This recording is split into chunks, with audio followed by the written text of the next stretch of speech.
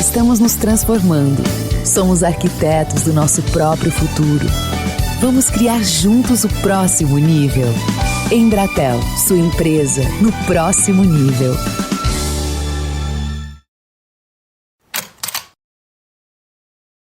I completely understand that her and Harry would want to be away from, far away as that from possible. But it's sad. Yeah, I think it's good because there's so much of a shroud of secrecy around the royal family. I think if they've gone, they should just go. It's just ridiculous. It does certainly seem to be a contradiction in terms of... A pandemia segue na ordem do dia no Reino Unido, nação que continua mobilizada contra o novo coronavírus. Mas desde segunda-feira, após a entrevista de Meghan Markle e do príncipe Harry à apresentadora Oprah Winfrey na rede CBS, os britânicos voltaram seus olhares para o Palácio de Buckingham. O casal, que abriu mão do convívio na realeza há pouco mais de um ano, falou sobre a falta de apoio diante da perseguição de tabloides, constrangimentos entre os nobres e do racismo no coração da família real. Com questionamentos levantados por alguém de muito poder, mas que não teve o nome revelado, sobre a cor da pele do filho Archie, à época em que Meghan ainda estava grávida. In those months when I was pregnant, all around this same time, so we have in tandem the conversation of he won't be given security, he's not going to be given a title, and also concerns and conversations about how dark his skin might be when he's born.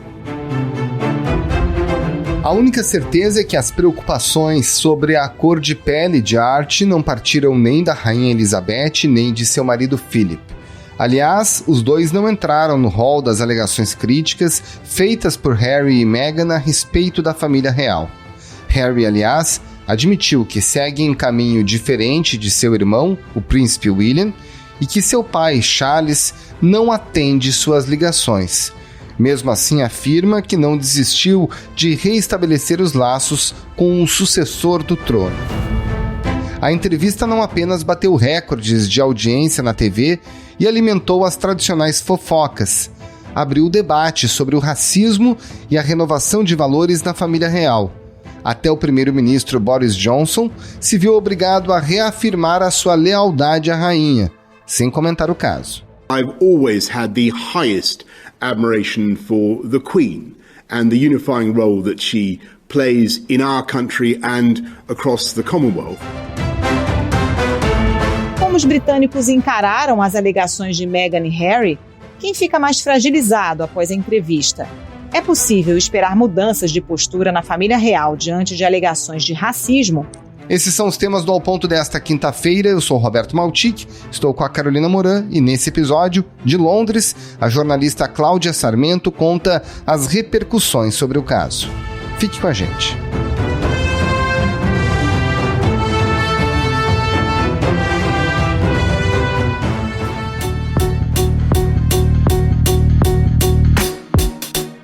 Cláudia Sarmento, bom, a entrevista do Harry e da Meghan na Oprah nos Estados Unidos naturalmente causou um grande impacto aí no Reino Unido.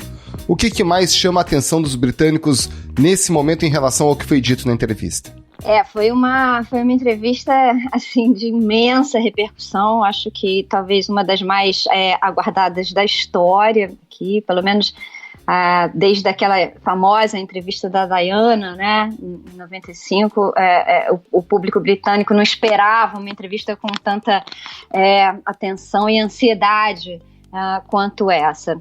Eu acho que o ponto principal é que isso deixou de ser uma questão que envolve aqueles que gostam, né, que acompanham a vida da realeza, ou daqueles que não veem tanta importância assim nessa família. O que aconteceu extrapolou esse campo, né? Porque a entrevista da Meghan e do Harry, ela tocou numa questão crucial, que é o racismo, né?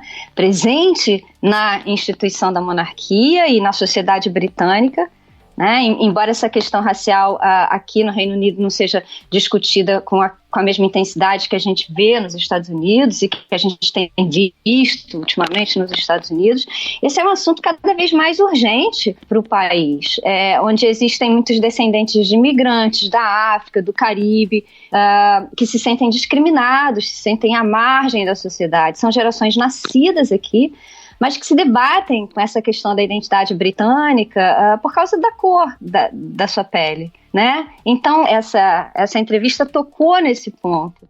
Do you think it's because of his race? And I know that's a loaded question, but I can give you an honest answer. Quando Harry e Meghan casaram, muitas pessoas se identificaram com aquilo, né? Celebraram aquele momento, mesmo os que não acompanham assim tão de perto a família real, porque por acreditar que era um divisor de águas, né? Que era a modernização da monarquia, do próprio país, né? Tinha aquele clima de conto de fadas, dos casamentos reais, mas todo mundo viu aquele momento como uma transformação, torceu pelos noivos, né? Mas aí vem essas revelações na entrevista para Oprah, né? Que foi ao ar no domingo, e mostraram que aquilo era uma ilusão, né? Essa mulher negra, divorciada, independente, uma atriz, né? Ela não conseguiu sobreviver nessa instituição, que é bastante antiquada ainda. Então isso vai muito além, né, daqueles debates de fofoca de família real. Não é uma briga numa família só. Ela é um debate sobre a sociedade britânica e sobre o legado colonial, né, da sociedade britânica.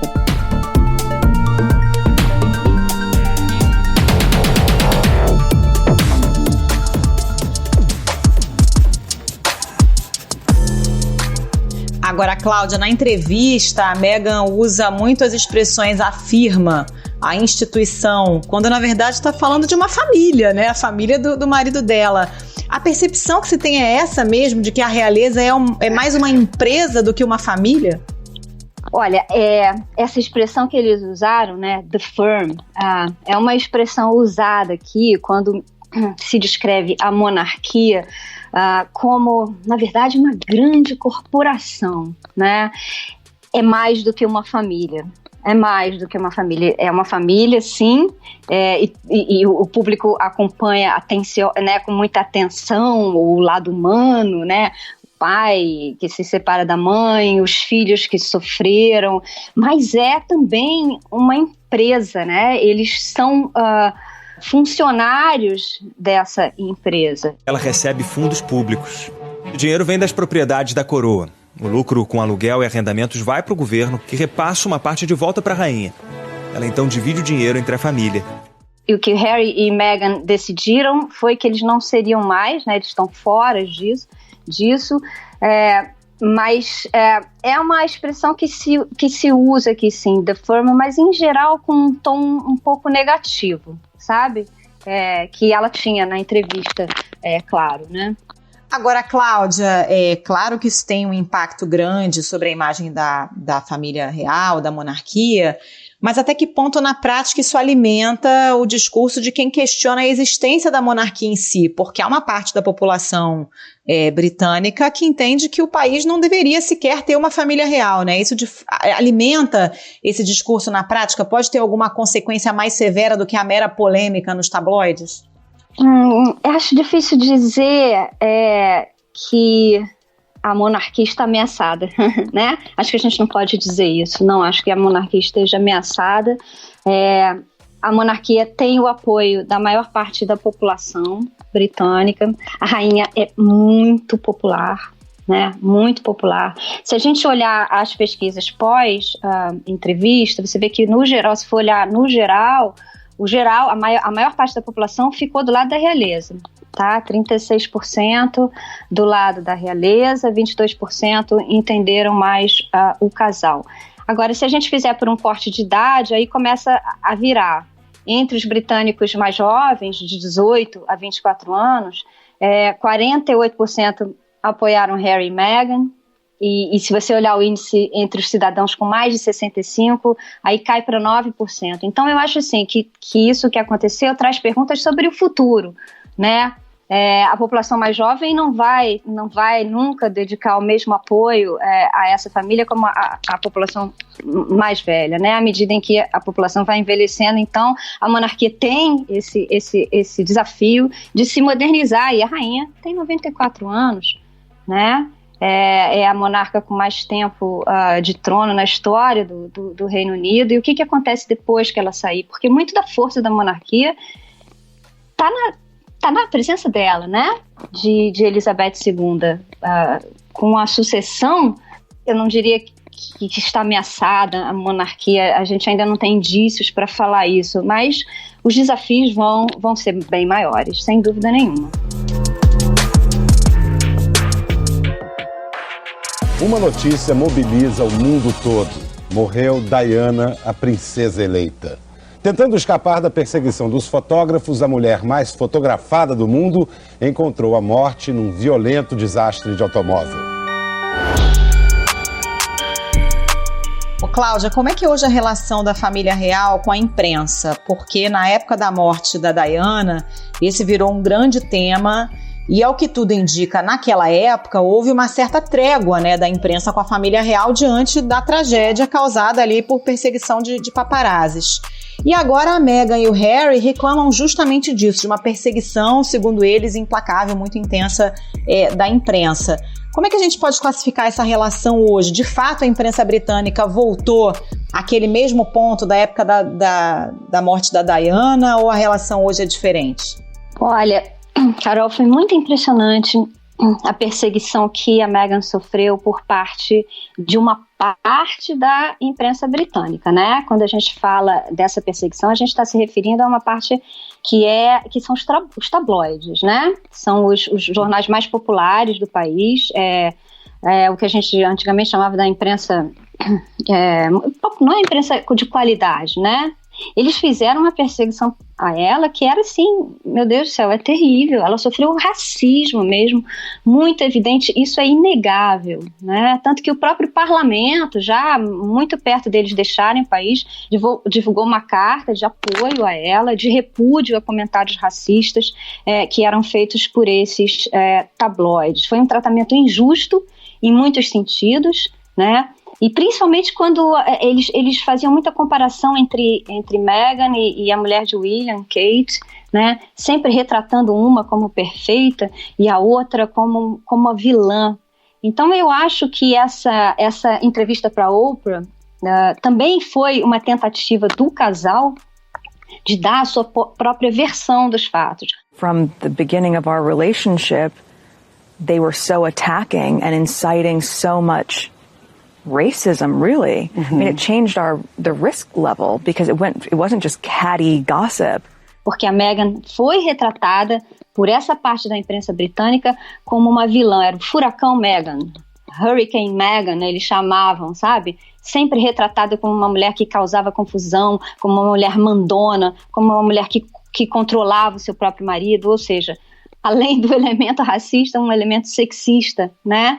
E na Oprah, eles desmentiram várias das coisas que foram publicadas pelos tabloides britânicos, como por exemplo, a história da briga, né, do casamento, né, porque a imprensa, os tabloides disseram que ela fez Kate chorar na preparação do casamento, e ela desmentiu, ela disse que na verdade foi o oposto, né. Então foi um tratamento injusto, sim. Inclusive, durante a entrevista, né, Meghan e Harry falam que a família britânica teria ficado como refém desses tabloides, né? Os tabloides, em troca de informação privilegiada, sempre fizeram uma cobertura que seria positiva para a família real. Você percebe isso? E outra coisa, qual é o papel desses tabloides? Qual é o poder que eles têm, que talvez as pessoas aqui não tenham tanta dimensão do poder que os tabloides no Reino Unido, em Londres, em toda a Inglaterra têm até hoje, né? Eles são poderosos, sim, sabe? Eles são poderosos em termos de circulação e também no seu discurso muito ligado à direita. Em algumas situações, à extrema-direita. Foi muito analisado aqui, por exemplo, né, para a gente só fazer um adendo, mas é que tem relação com isso que você está me perguntando, a participação dos tabloides na campanha do Brexit foi muito grande. Eles fizeram uma campanha muito ferrenha contra a imigração, e existem muitos estudos, né, muitas pesquisas que mostram que isso influenciou a decisão dos eleitores na hora de votar pela separação da Europa, né, da União Europeia. Então, eles têm poder, sim.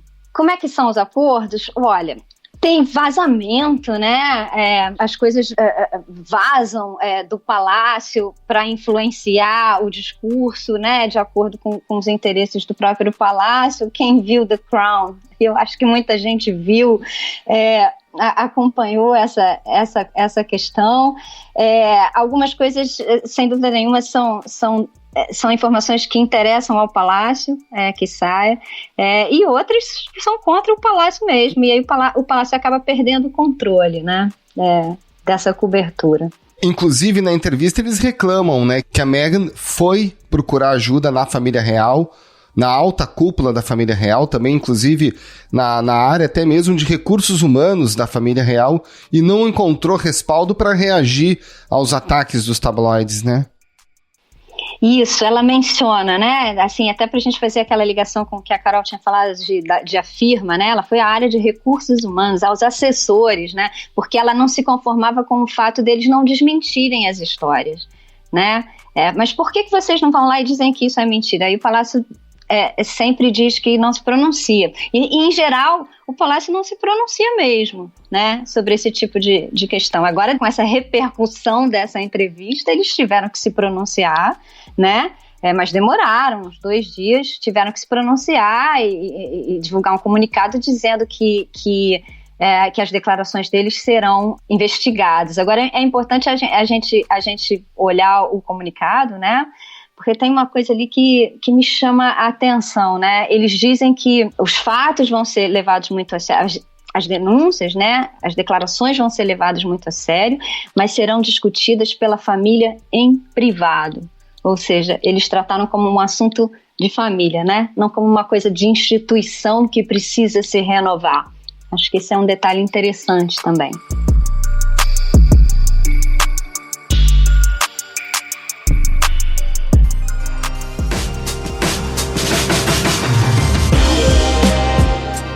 Cláudia, essa questão dos direitos e deveres de quem é membro da família real, porque a gente olha de fora e pensa, nossa, que maravilha, né, ser príncipe, ser duque e receber dinheiro da coroa, frequentar festas e tal, mas não é bem assim, eles têm uma série de obrigações.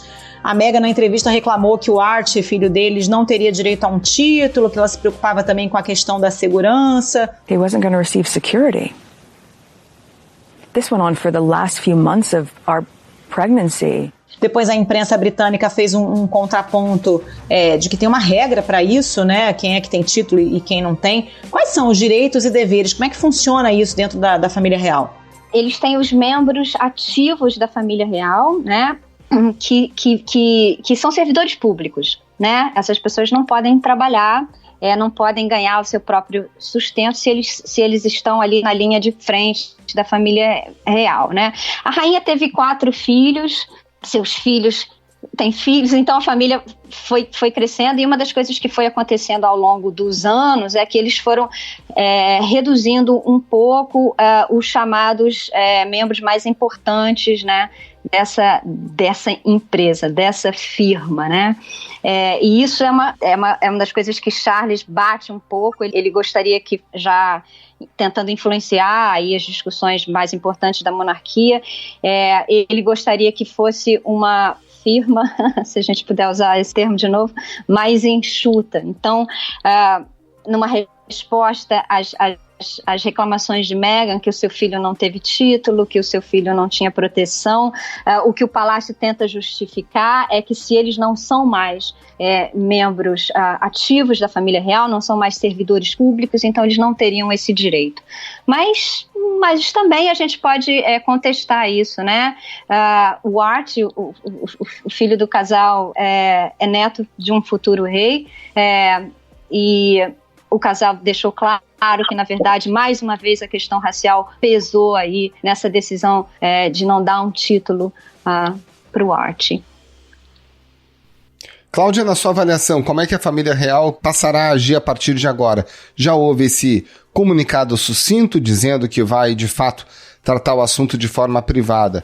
Mas pelo que se fala por aí, Meghan e Harry devem seguir a sua vida fora da família real, normalmente, e a família vai tocar seus negócios como tocava antes, ou algum tipo de reflexão, de autocrítica é esperada a partir desse momento? Sem dúvida nenhuma, eles estão fora, né? Eu acho que essa entrevista deixou claro que não tem volta, né? Não tem volta para eles na família real.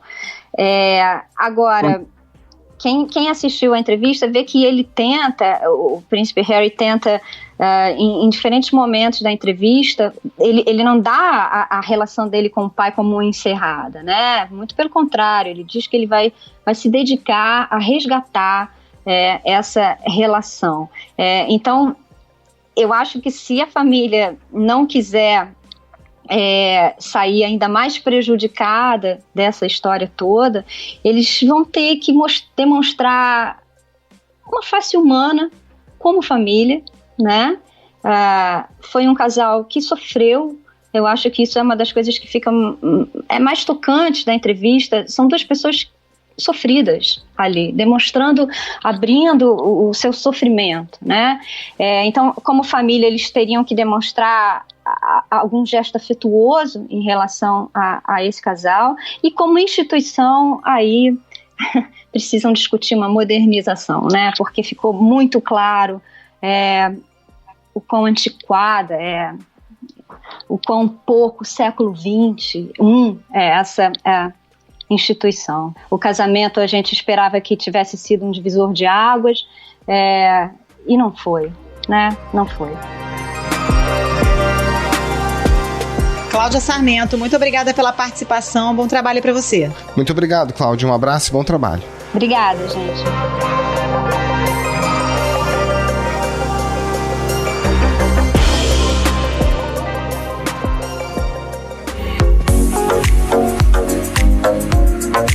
Oi pessoal, eu sou o Ronaldo Lemos e eu queria convidar vocês para ouvir o podcast Juntos no Próximo Nível, uma parceria da Embratel com Valor Econômico. A cada episódio eu converso com experts em tecnologia e lideranças de mercado sobre a nova cara dos negócios no mundo pós-pandemia. Áreas como varejo, saúde, governo, agronegócio e indústria 4.0 estão no centro desse nosso bate-papo. Busque Juntos no Próximo Nível nos principais agregadores e entre nessa conversa. Espero vocês.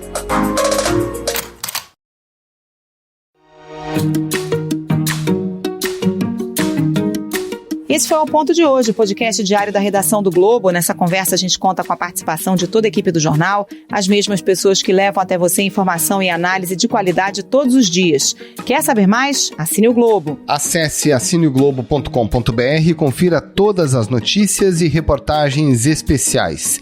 A edição é do João Guilherme Lacerda. Tchau. Até mais.